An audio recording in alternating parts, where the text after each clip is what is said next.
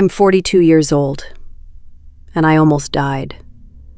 Not from illness, not from an accident, but at the hands of the man I trusted most.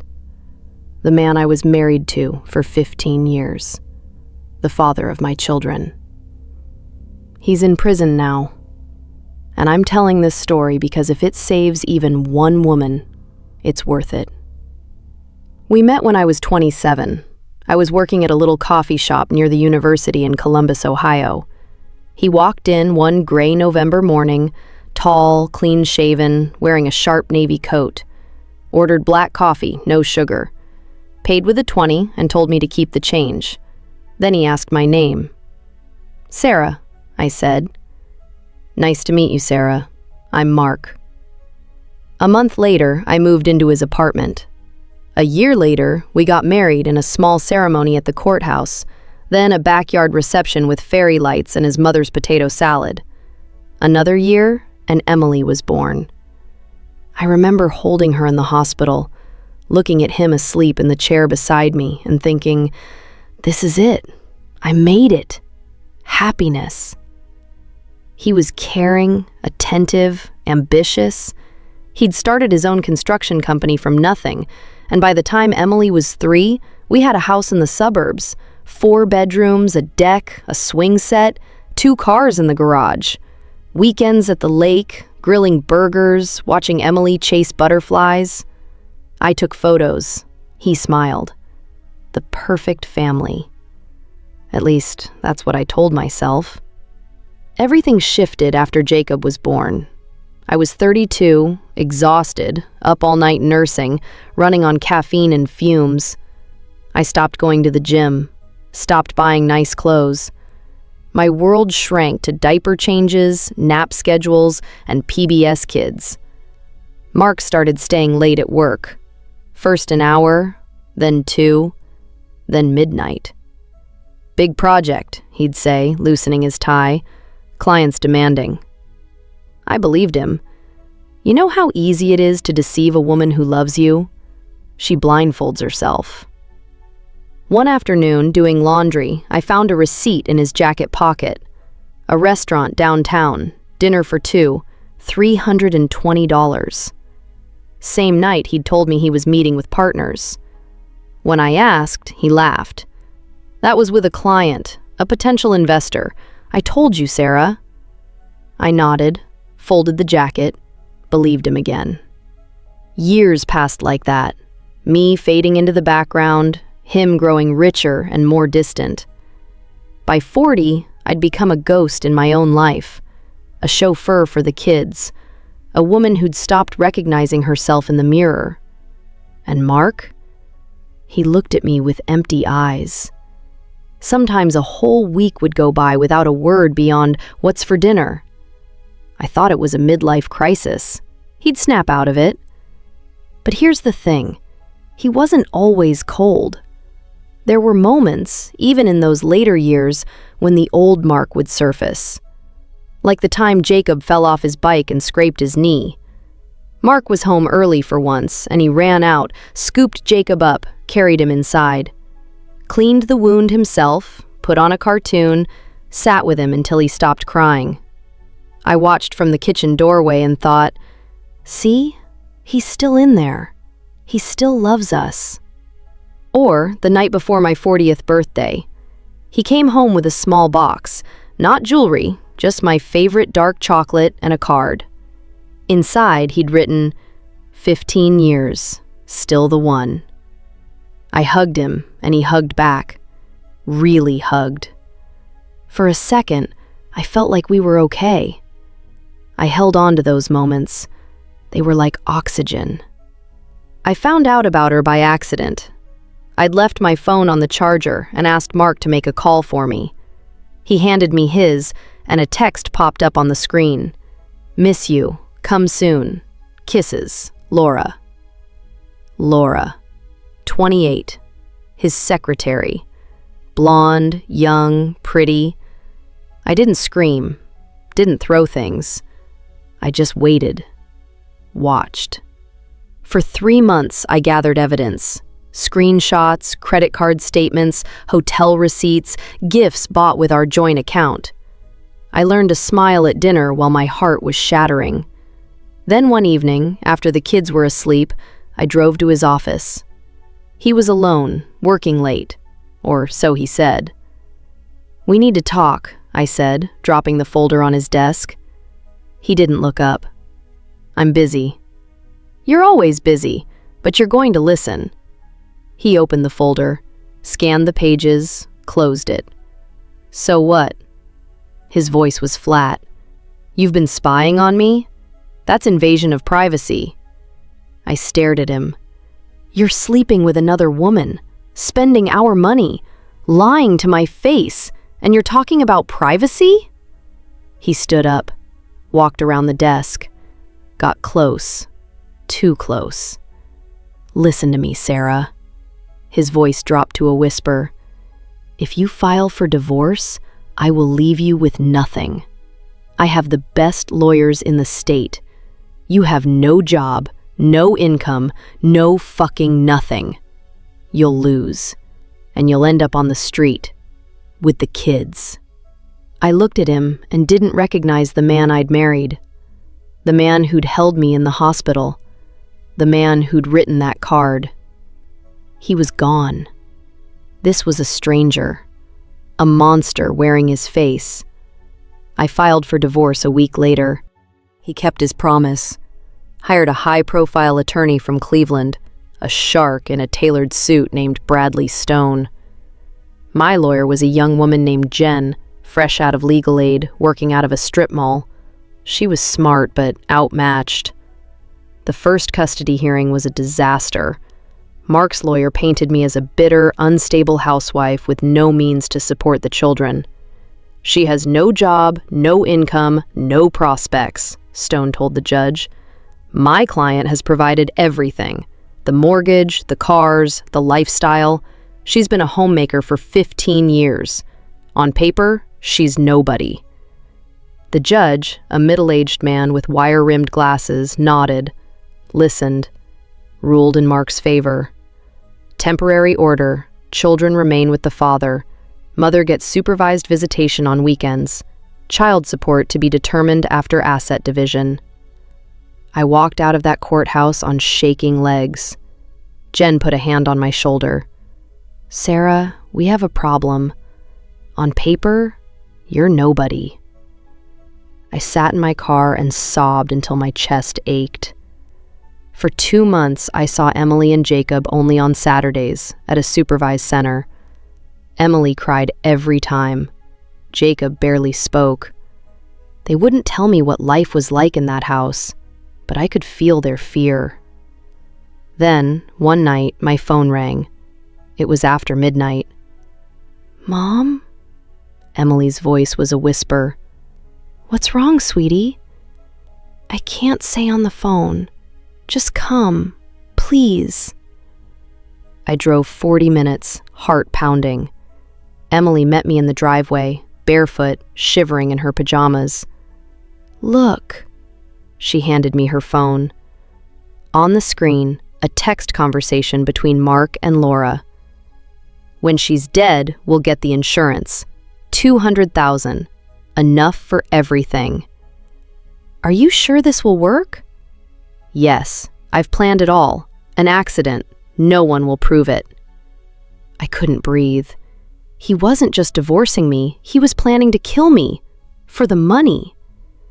"Mom, I found it by accident," Emily whispered. "He forgot to close his phone."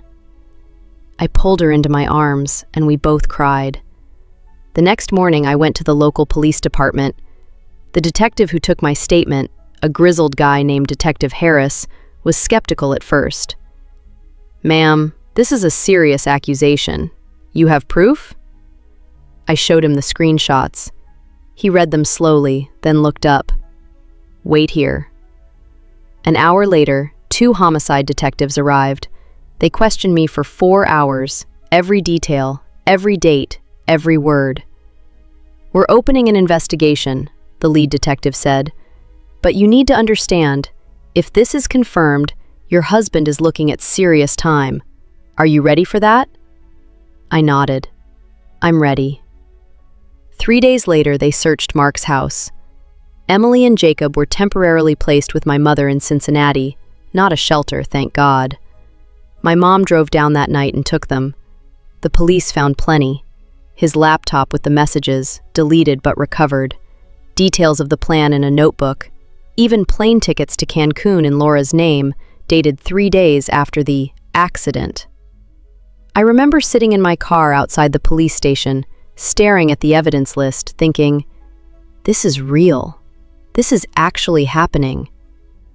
Mark was arrested at his office, led out in handcuffs. His employees watched in shock. I sat at home and waited. The trial began 8 months later. The courtroom was packed. Journalists, curiosity seekers, families of both sides. Everyone wanted a glimpse of the man who'd plotted to kill his wife. The prosecutor was a woman named Alicia Reeves, tough, no nonsense, with a voice that could cut glass. She told the jury they'd hear evidence of a cold, calculated plan. Mark's lawyer claimed I was bitter and making it all up. I sat on the hard wooden bench and watched Mark. He wouldn't meet my eyes. Emily was called to the stand. She was 14 now, pale but composed. She walked past her father without a glance. Miss Harris, please tell the court what you found. I found messages between my dad and Laura, she said quietly. They were talking about how to kill my mom. The room buzzed. The judge banged his gavel. How do you know they were talking about murder? The prosecutor asked. Because it said, when she's dead, we'll get the insurance. And also, an accident. No one will prove it. The defense attorney jumped up. Objection! The witness is a child, bitter about the divorce. Overruled, the judge said. The prosecutor introduced the screenshots. A forensic expert confirmed they were authentic, no tampering. By the end of the day, Mark's face was gray. Laura took the stand the next morning. She wore black, cried on cue, tried to play the victim. Were you in a relationship with the defendant? The prosecutor asked. Yes, she sobbed, but he lied to me. I didn't know he was married. Did you discuss killing his wife? No, he wrote those things. I didn't reply. I thought he was joking. The prosecutor walked to the evidence table. We have your replies, miss. Here. Miss you. Come soon. Kisses, Laura. Does that sound like you thought he was joking? Laura hesitated, then quietly. I was scared. He threatened me. Threatened you how? Do you have proof? She broke down. I don't want to go to prison. The judge leaned forward. You will answer the questions. Under pressure, Laura admitted she knew about the plan, even helped pick the location. A winding mountain road near Hocking Hills, a cliff, breaks that could be cut. She'd gone along because she loved him, she said, because she was afraid. The room gasped. When I took the stand, the prosecutor asked me to tell the jury how I learned of the plot. I told them everything. The receipt, the messages, Emily's call, the screenshots. Mark's lawyer tried to rattle me. Mrs. Harris, you want revenge, don't you? Admit it. I want justice, I said. My children almost became orphans. I almost died at the hands of a man I loved. You have no direct evidence he intended to act. I have his own words. When she's dead. That's enough for me. The judge cut him off. Counsel, move on. Mark testified in his own defense. He was pale, tie crooked, eyes darting. Your Honor, I never meant to hurt anyone. It was a stupid joke. I love my children. I love my wife. This is all a misunderstanding. The prosecutor scoffed. A joke? You discussed a cliff, brakes, insurance money. That's not a joke. That's a plan. The jury deliberated for 6 hours. When they filed back in, the room went silent. The foreman stood. We, the jury, find the defendant guilty on all counts. Attempted murder, conspiracy to commit murder, and fraud. Mark dropped his head into his hands. Laura sobbed. Bradley Stone said nothing. The judge looked at Mark. "Defendant, rise." He stood, shaking. "I sentence you to 20 years in state prison, with eligibility for parole after 15. This court hopes you spend every day reflecting on the lives you tried to destroy." The room exhaled. I sat still, watching them lead him away in cuffs. He glanced back once. Empty eyes. I felt no joy, just exhaustion, bone deep. Laura got 5 years for her role, reduced to 3 for cooperating. She'll be out sooner, but her life is ruined. No one hires a woman who helped plan a murder. The kids came back to me. Emily was withdrawn, jumpy. Jacob barely talked at all. Therapy. So much therapy. We had to sell the house to pay the lawyers. We live in a small apartment now, in a different state, Wisconsin, where my mom helped us settle. But we're together. We're alive. Sometimes I wake at 3 a.m., heart racing, thinking, what if Emily hadn't looked at that phone? What if she hadn't called? I'd be dead, and he'd be on a beach with Laura, spending my insurance money. A year has passed. Emily is starting to smile again. Jacob is talking, slowly, one word at a time, but talking. I work at a small marketing firm, nothing glamorous, a normal job, a normal life. I never wanted to be on talk shows or write a bestseller. I just wanted to live. And I am living. But here's what I don't say out loud. Sometimes I'm angry, not just at him, at myself. For 15 years, I made myself small. I handed him my power piece by piece until there was nothing left. I told myself it was love, but now I wonder, was it fear? Was it easier to believe the lies than to face the truth? And sometimes, in the dark, I miss him. Not the monster who planned my death. The man who brought me chocolate and wrote that card. The man who held Jacob after he fell. I know that man was a ghost, a mask. But I lived with that ghost for 15 years. You don't just stop loving someone because they tried to kill you. That's the sick part. That's what no one tells you. I survived. My kids survived. But I'll spend the rest of my life trying to understand how the man who once loved me became the man who wanted me dead. And maybe I never will. Trust your gut.